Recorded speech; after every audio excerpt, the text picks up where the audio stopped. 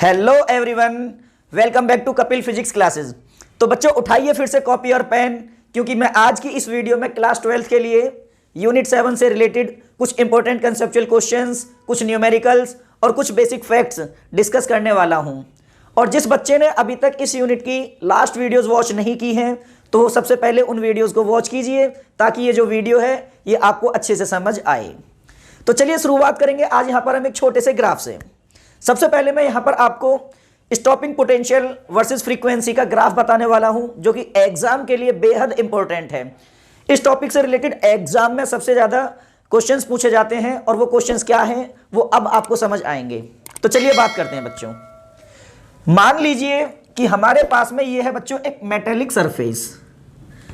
तो जैसा कि आप सभी जानते हो, मेटेलिक सरफेस के अंदर लार्ज नंबर में प्रेजेंट होते हैं फ्री इलेक्ट्रॉन्स। तो मैंने यहां पर एक इलेक्ट्रॉन बना करके दिखा दिया। अब आपको पता है हम इस इलेक्ट्रॉन को एमिट कराने के लिए इस मेटेलिक सरफेस के ऊपर सनलाइट इंसिडेंट कराते हैं, या यूं कह दो कि फोटॉन्स इंसिडेंट कराते हैं, क्योंकि सनलाइट फोटॉन्स से मिलकर के ही बनी होती है।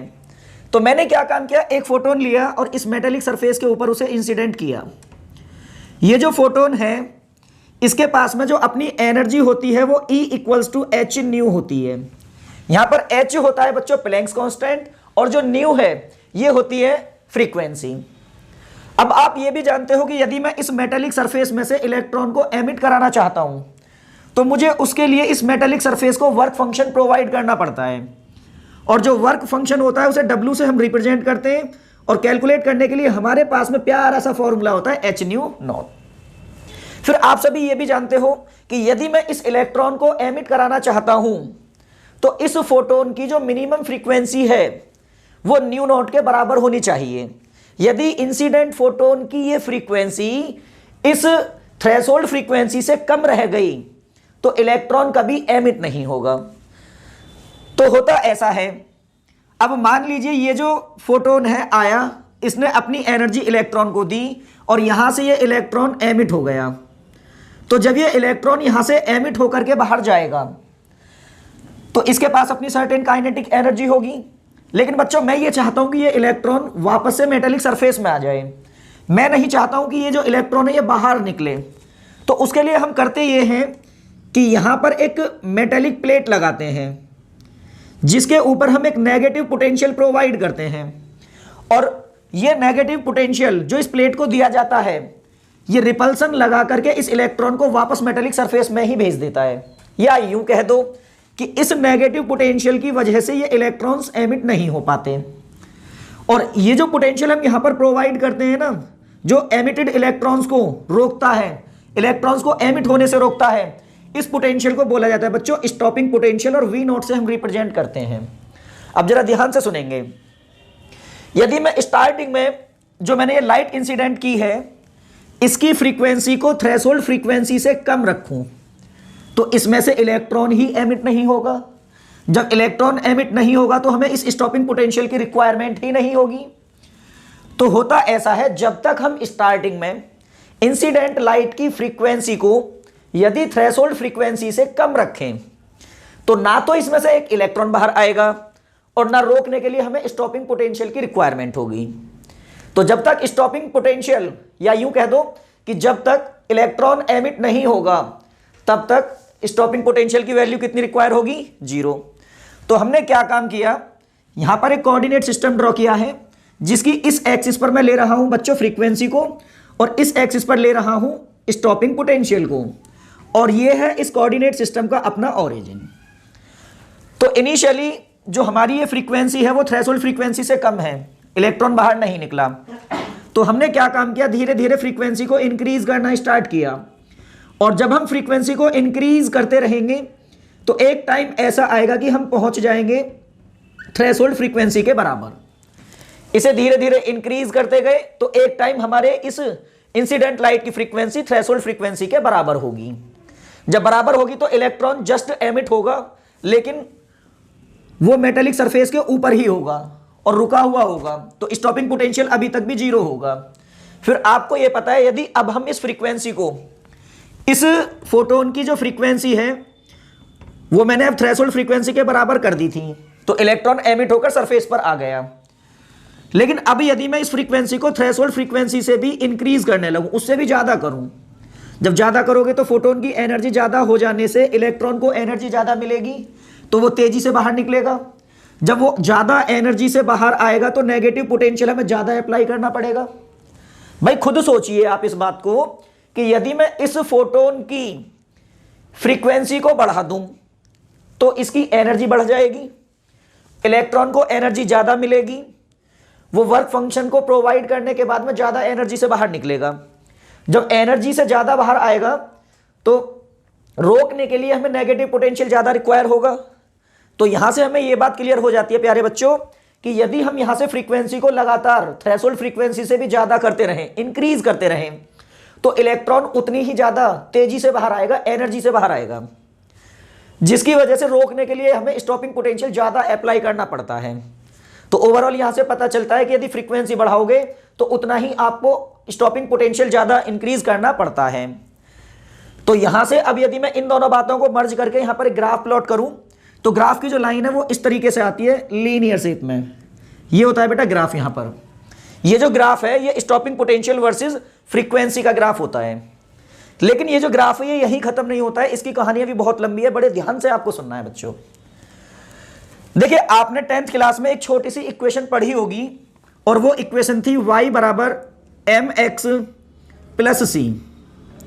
एक इक्वेशन में प्लस बी होता है और यह माइनस बी होता है, इसलिए मैंने यहां पर दोनों ही लिख दिए कि प्लस बी है और माइनस बी है। तो अगर मैं यहां से आपसे केवल बात करूं माइनस साइन के लिए, तो ये जो इक्वेशन है y बराबर mx माइनस सी, इस इक्वेशन में आप सभी जानते हो कि जो c होता है, ये c होता है बच्चों कांस्टेंट, यहां पर m होता है हॉरिजॉन्टल एक्सिस, y होती है वर्टिकल एक्सिस, और ये जो आया हुआ m है ये होता है बच्चों स्लोप। यहां पर m जो होता है ये रिप्रेजेंट करता है स्लोप को। अब यदि मैं इस इक्वेशन का ग्राफ प्लॉट करूं तो ग्राफ प्लॉट करने के लिए सबसे पहले मैंने यहां पर दो कोऑर्डिनेट एक्सिस ड्रॉ की, जिनमें से इस एक्सिस पर लिया जाता है x को और इस पर लेते हैं हम y कोऑर्डिनेट को। ये होता है ओरिजिन और यहां वैल्यू होती है 0। यदि हम यहां पर x की वैल्यू को इनिशियली 0 भी रख दें तो y की वैल्यू माइनस सी के बराबर होती है, मतलब x 0 होने पर y की वैल्यू नेगेटिव में जाएगी कांस्टेंट के बराबर। और ये जो ग्राफ है वो यहां से स्टार्ट होता है और हो करके इसका ग्राफ आपने कुछ इस तरीके से प्लॉट किया होगा बच्चों, और ग्राफ की हमें बिल्कुल से इस तरीके से लीनियर शेप मिलती है। और ये जो यहां पर ये नेगेटिव इंटरसेप्ट होता है ये वाला, ये रिप्रेजेंट करता है सी को। तो अब ये जो कहानी आपने पढ़ी है स्टॉपिंग पोटेंशियल वर्सेस फ्रीक्वेंसी के लिए, मैं इन दोनों बातों को रिलेट करके कुछ बेहद इंपॉर्टेंट बातें बताऊंगा जो कि एग्जाम में बहुत ज्यादा पूछी जाती हैं। तो आपने यहां पर एक रिलेशन पढ़ा होगा स्टॉपिंग पोटेंशियल वर्सेस फ्रीक्वेंसी और थ्रेशोल्ड फ्रीक्वेंसी के लिए। मैंने लास्ट वीडियो में आपको एक टॉपिक बताया भी था कि relation between stopping potential frequency and threshold frequency, और वो जो रिलेशन होता है बच्चों वो होता है V not equals to h/e और इनटू में होता है न्यू माइनस न्यू नॉट। ये इन तीनों टर्म्स के बीच में एक रिलेशन होता है।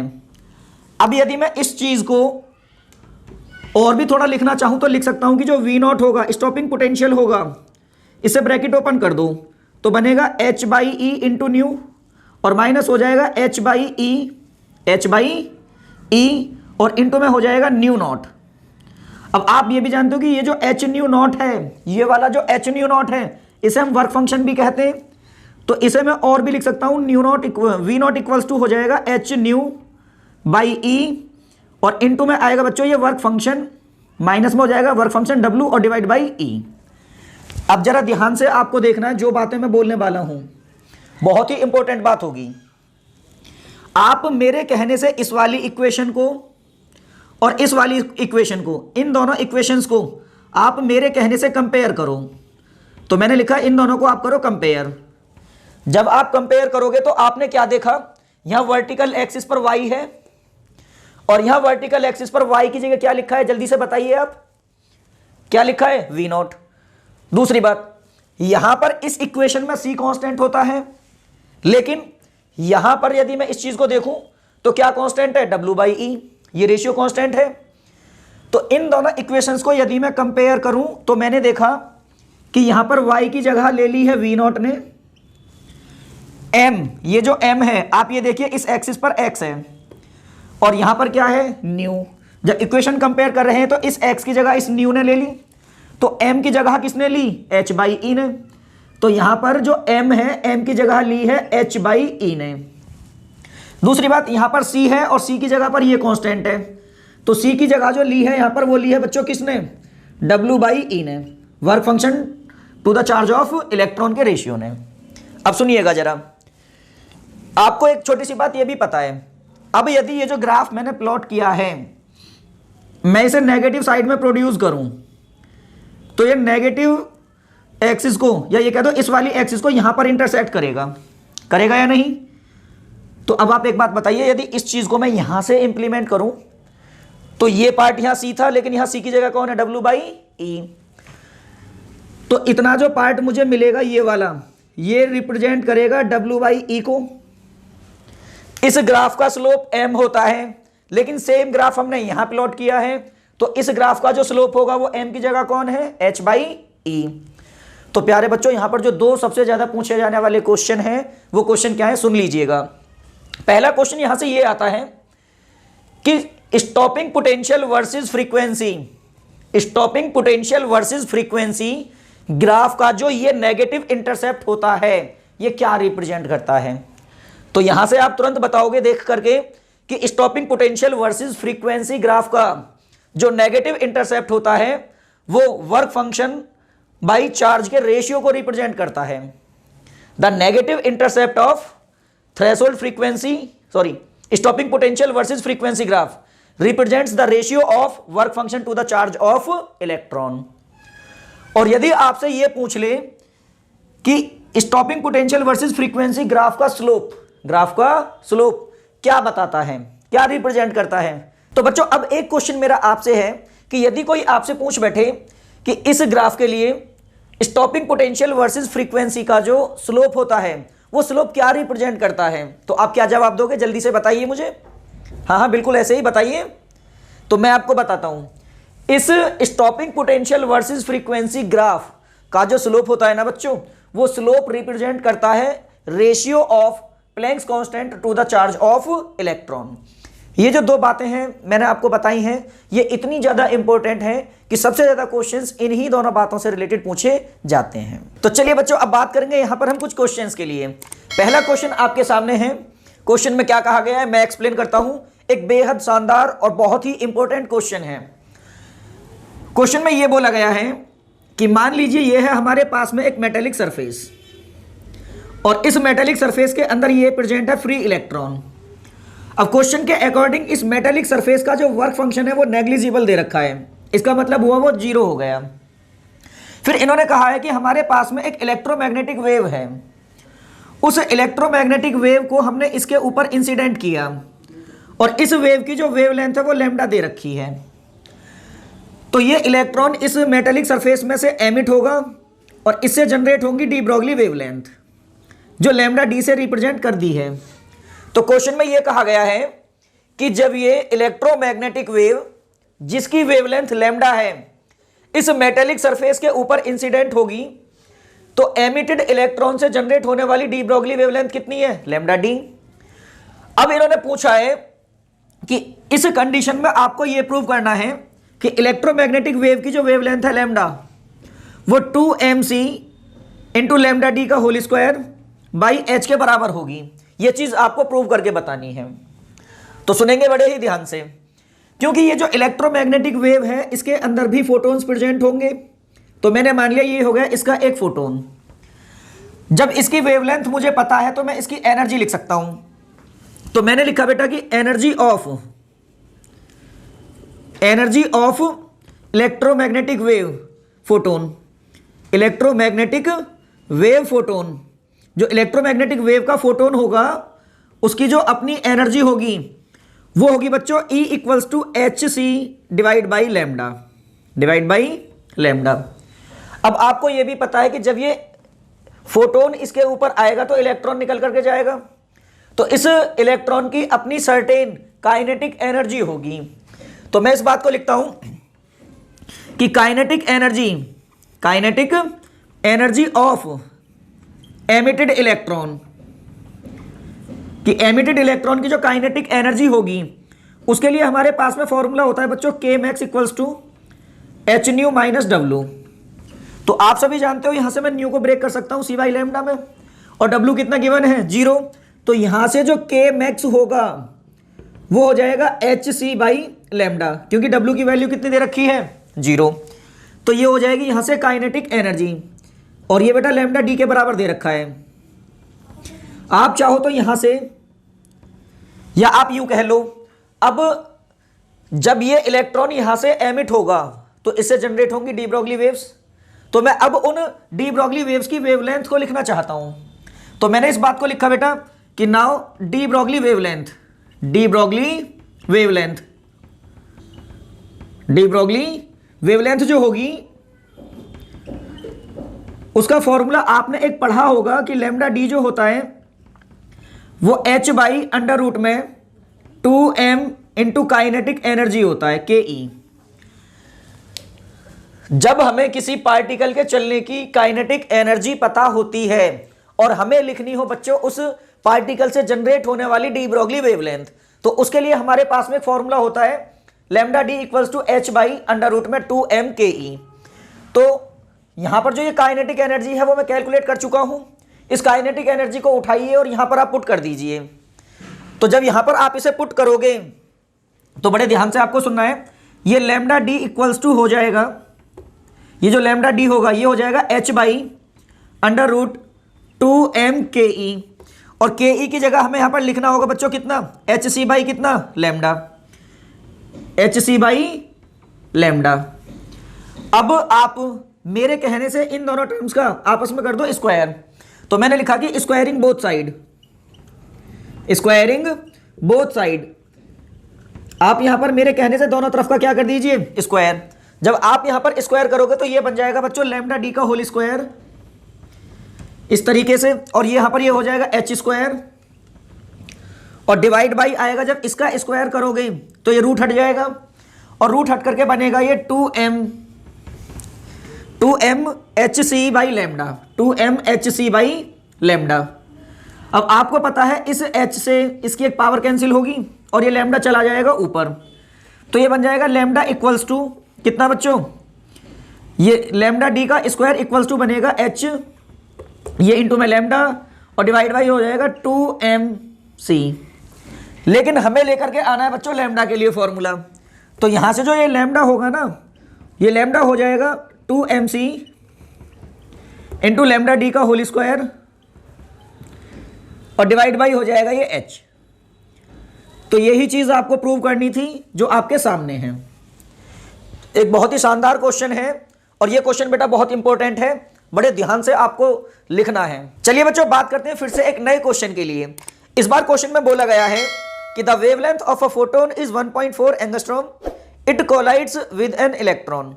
मतलब हमारे पास में एक फोटोन है जिसकी वेवलेंथ 1.4 एंगस्ट्रॉम दे रखी है, और ये फोटोन एक इलेक्ट्रॉन से कोलाइड करता है।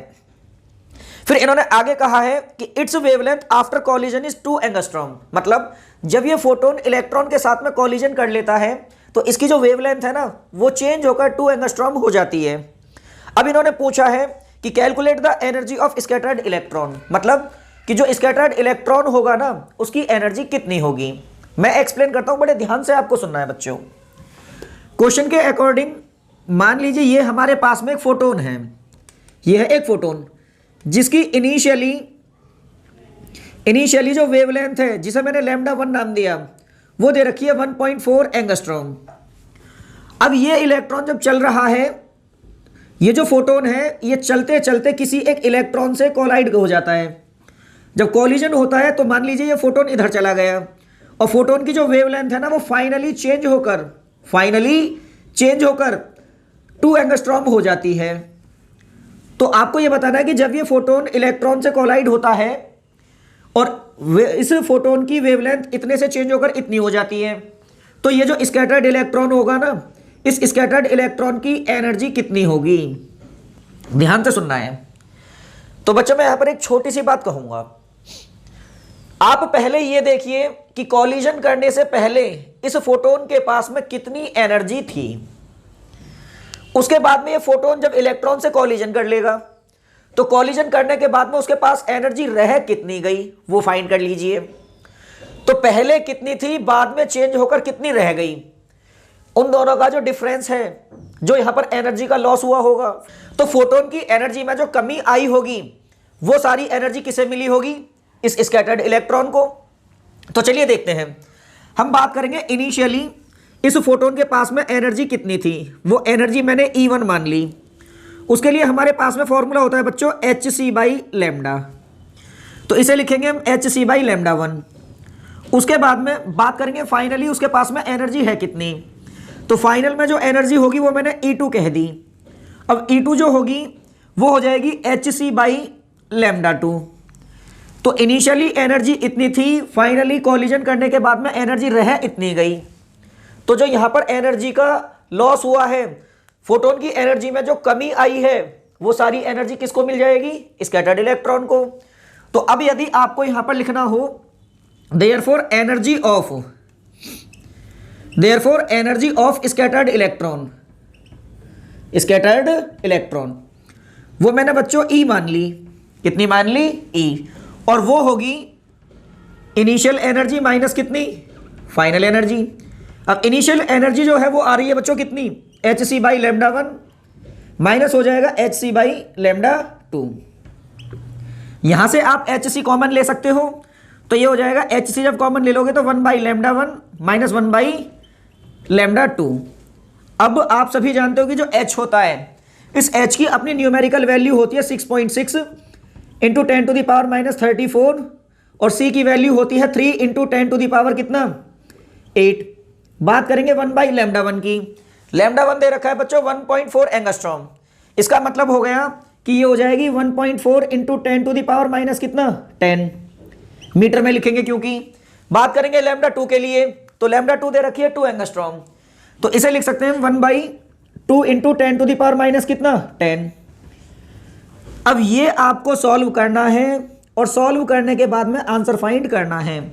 ये काम होगा आपका, और जो भी आपका आंसर आए निकलकर वो हमें कमेंट करके जरूर बताएं, ताकि हम ये जज कर लें कि जो क्वेश्चन आपने किया है उसका आंसर बिल्कुल ठीक है या नहीं।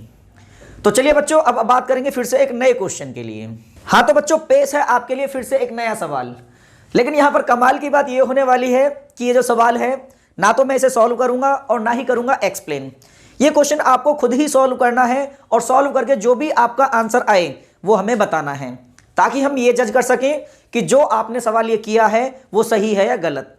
और साथ में बच्चों एक इंपॉर्टेंट बात आपके लिए ये है कि यदि किसी बच्चे को हमारे ऑफलाइन नोट्स की रिक्वायरमेंट है तो वो हमें सीधे मेल कर सकते हैं, या फिर हमारे डिस्क्रिप्शन बॉक्स में से हमारा एड्रेस आपको मिल जाएगा, वहाँ से आप हमें कॉन्टैक्ट कीजिए, हमें विजिट कीजिए, आपको सारे नोट्स वहाँ से मिल जाएंगे। और लास्ट करते हैं बच्चों इस वीडियो में यहीं तक। इसके बाद में धन्यवाद।